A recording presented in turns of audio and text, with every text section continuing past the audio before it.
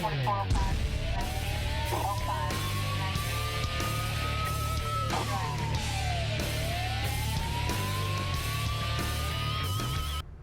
and welcome. I'm Jon Garlick, and I'm here with Lieutenant Carl Moses, and this is Calhoun County's Most Wanted. Carl. Hello, John. How are you? I'm well. How are you, sir? I'm doing very well. So let's take a look at what your folks did last week. All right. We have arrested one more. Brittany Allen. It brings us up to 5,199. So we're so close to 5,200. Just one more to go. We're going to hit that. We'll hit that this week. We can get somebody. Call us. So, Carl, you inherited my job as mental health officer. I did. So how's that going for you? It is busy. Busy? Busy. So how many people you ended up seeing? We're averaging probably 6 to 7 hearings a week.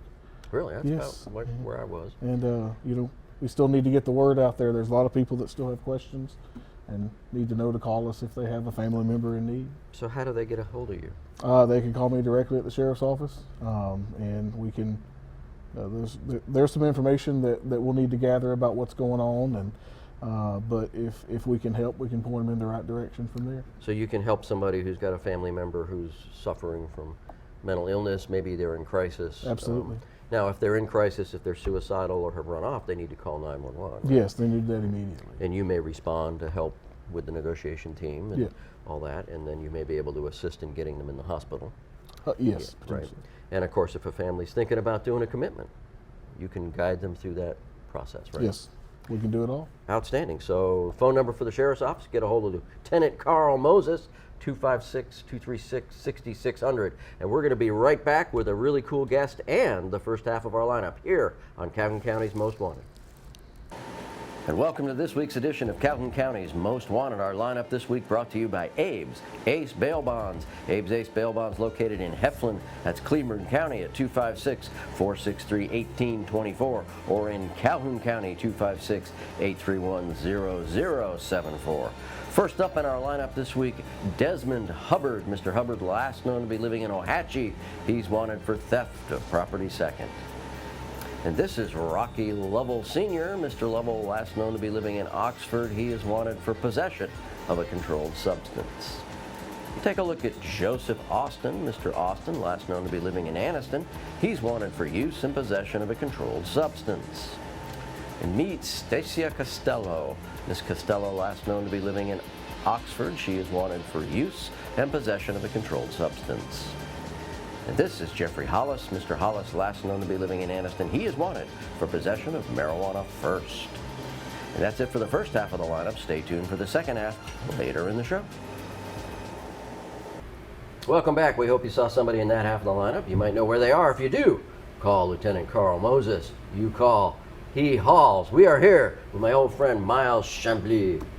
Ah, yes, Myles. How you doing today? I'm doing well.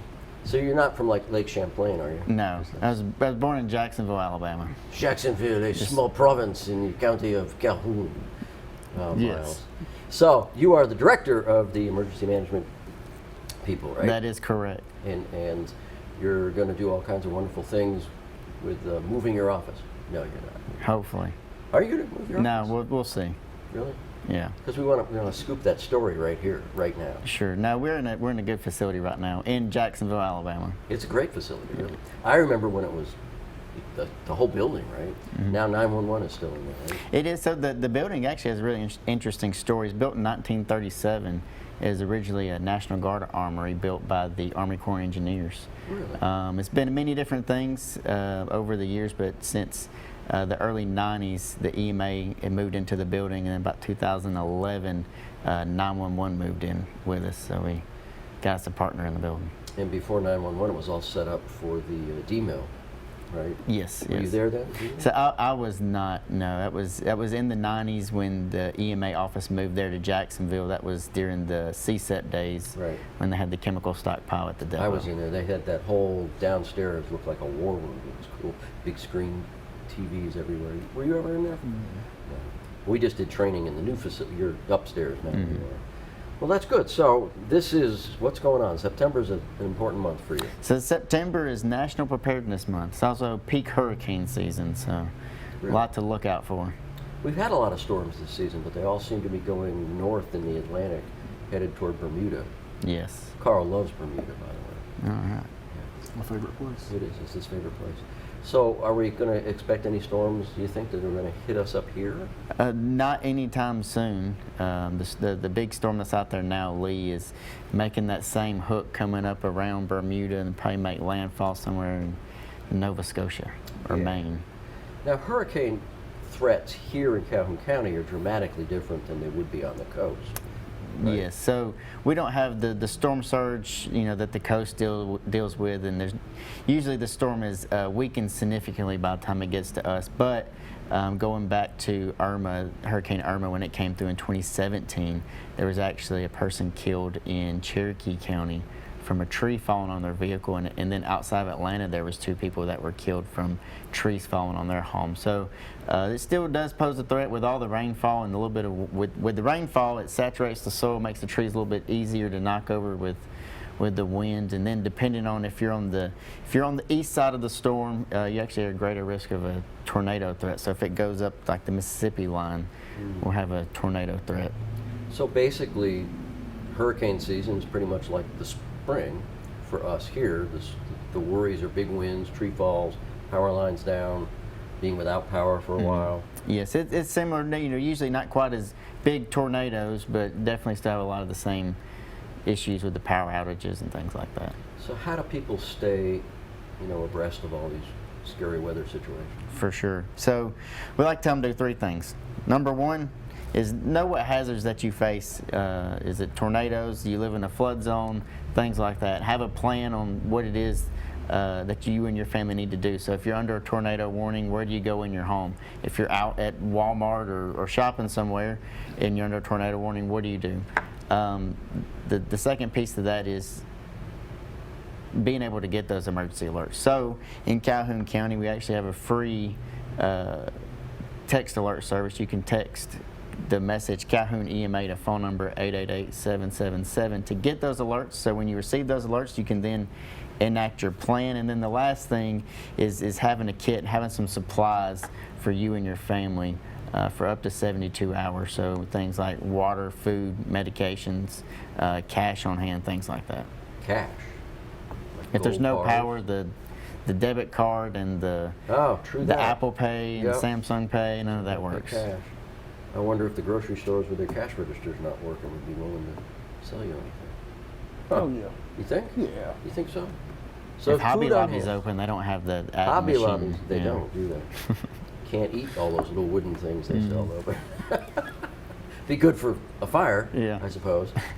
Yes. Okay, so you were talking about floodplain. That's kind of interesting because, up here, our water table kind of varies from season to season, and you may have had a dry season, not know your property's in a floodplain until you get a bunch of rain. So where does somebody go to find out if they're actually in a floodplain? Yeah. So you can actually go to on the Calhoun County Commission's website. So you can go on their website. They actually have the floodplain map on their website. It's pretty easy. It's a pretty neat little thing. You put your address in, it pops up, and it shows you very easily where the floodplain is versus where your home is at or where your property is at. It does it on the GIS website, so it shows the property lines along with the floodplain. Oh, I see. So that's when you go to the Commission's webpage, there's the GIS mapping thing. It's got the cool little maps on it. That's a good thing to do if you're looking at buying a house. Yes. To find So out. in 2016, FEMA updated the flood zones. So if your property or your home is located, even a piece of your home is located in that flood zone, and you have a mortgage on it, your mortgage company will likely force you to have flood insurance. Because that's not necessarily part of your homeowner's insurance. Yeah. Flooding is separate from, usually a separate policy. So my recommendation would be, before I get too far out there, is if you have any questions or concerns about it, contact your insurance agent. Ah, look at you. And they can direct you in the way to go. That's a pretty conservative answer there, EMA director. Yes. Okay, so people want to get alerts.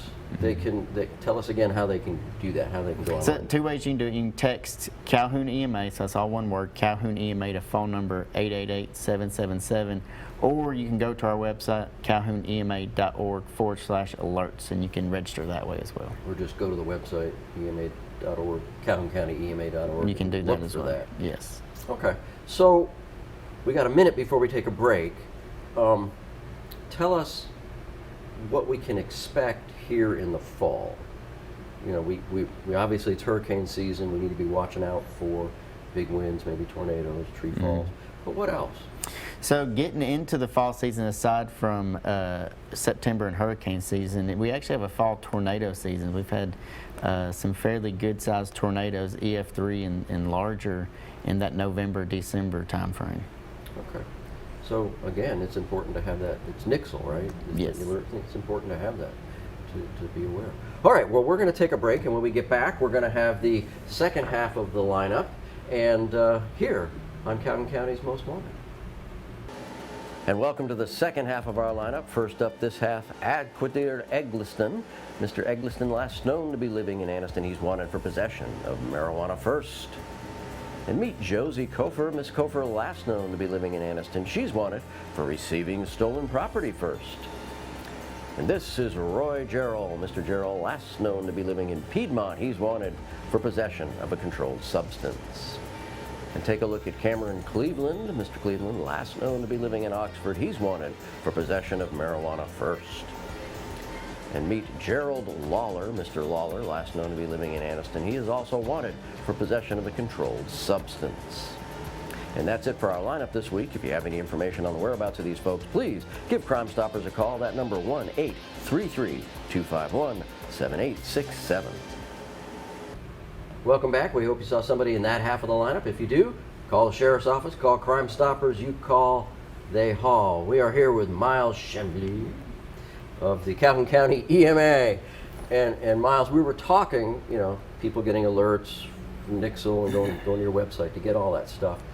But you know, we've had some pretty major weather disasters and storms. We've had the Maui fires out there in Hawaii, and we've had a hurricane already hit the elbow. What do they call that part of Florida? The Panhandle? Well, it was the center where the Panhandle goes into Florida. Anyway, caused some Big damage. Bend. Is that what they call it? Yeah, Big Bend, maybe, yeah. So anyway, when that happens, things are big enough disaster, we have to call in FEMA, right? The president declares a national emergency. So how, for us, the regular citizens who are used to working with our local EMA, how does that work? So, disaster happens, tornado, hurricane, whatever it is. The local EMA in that area will assess the damage, and assessing damage means different things. What are the needs of the community? So we're working that avenue, but looking specifically at a declaration from the federal government. The proper process on it is we do that damage assessment, we come up with that monetary value.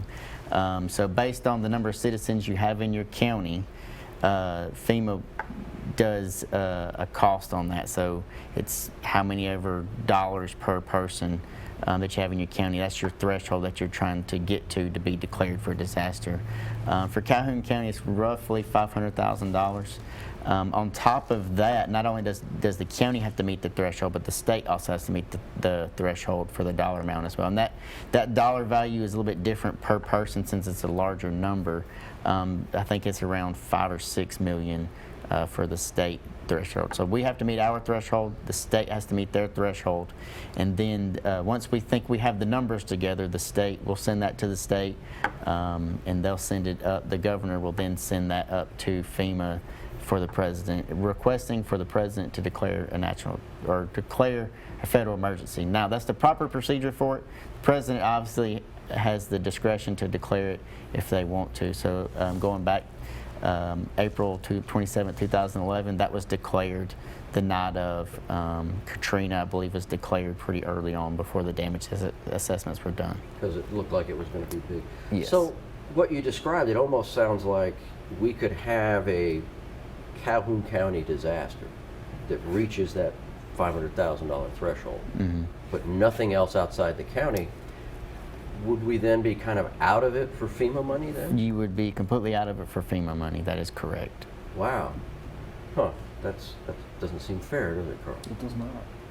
You could have like your house that's worth like $5 million could be totally destroyed by a small tornado. Yeah, and for our county, that dollar amount that you gave seems relatively low when you talk about property of houses and vehicles. It is. So this is where it starts getting a little complicated. So there's separate between private property and then public property side of it. So the individual assistance, which is there for individuals, FEMA comes in, does assessment on it. They base it off of, there's no hard threshold of when they'll declare you for it. So they'll come in, do an assessment of the number of homes that are impacted, damaged, major damage, or completely destroyed. They look at the economic impact of the storms and how many people have insurance, don't have insurance. There's a lot that goes into it. It's a little bit more, it's a lot more, not a little bit, it's a lot more gray area. We don't have that hard, fast number that we're shooting for.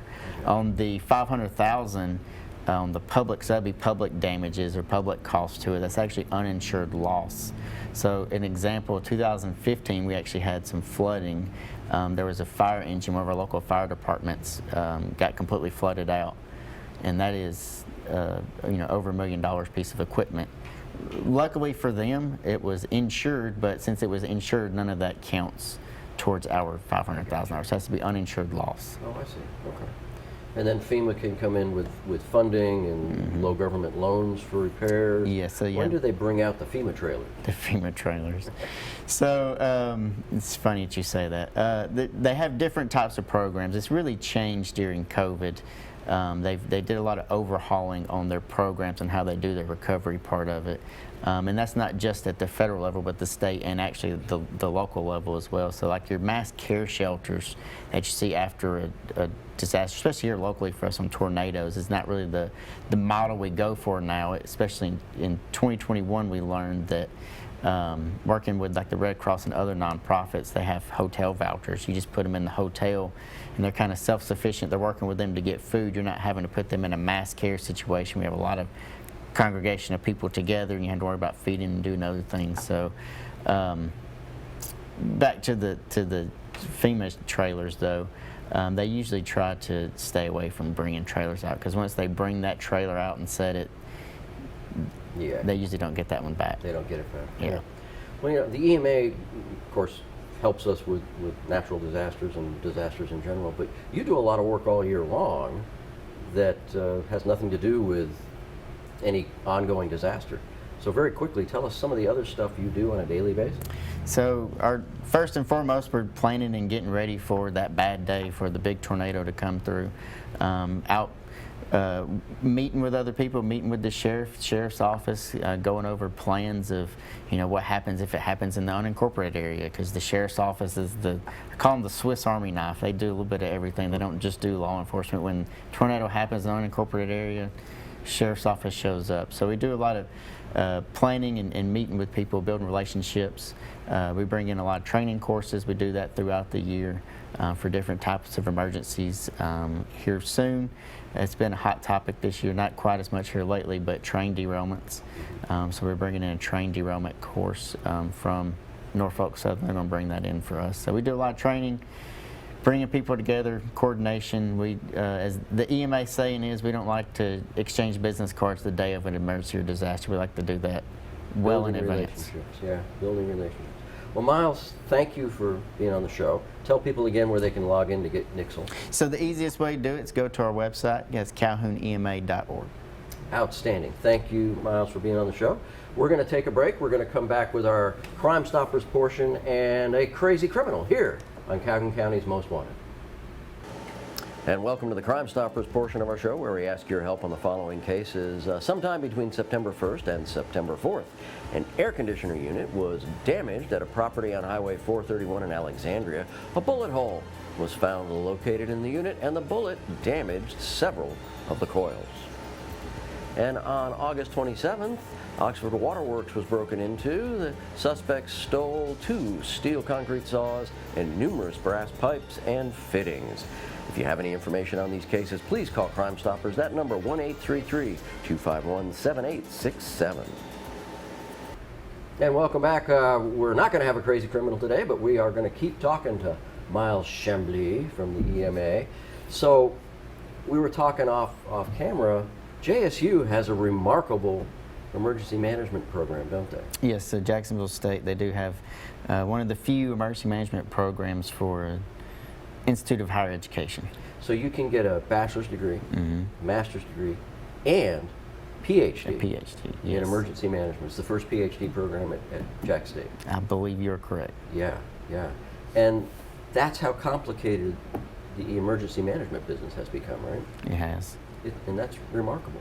So, are you looking to hire people? You have a small staff. So don't you? not currently, but I will say that of let's see, we have 5 employees. 3 of us have gone through the emergency management program at JSU. You and I did a commercial for that when they first. We did. I think we you're on watched it. that the other day. Did you? Yes. You have to slow it down to see me.